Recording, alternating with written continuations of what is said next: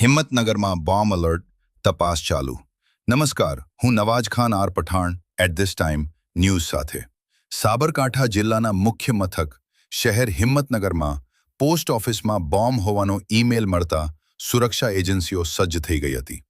માહિતી મળતા જ સાબરકાંઠા પોલીસ તાત્કાલિક ઘટના સ્થળે પહોંચી અને સમગ્ર વિસ્તારમાં સુરક્ષા કવચ ગોઠવી સર્ચ ઓપરેશન શરૂ કર્યું હતું.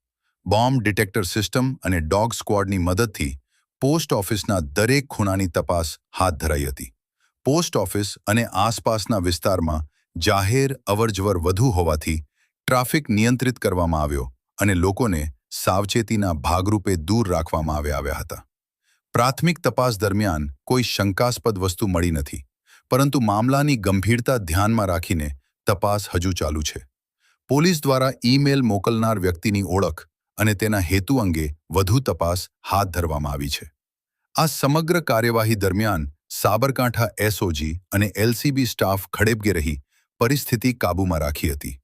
પોલીસ દ્વારા નાગરિકોને અફવાઓથી દૂર રહી સત્તાવાર માહિતી પર વિશ્વાસ રાખવાની અપીલ કરવામાં આવી છે.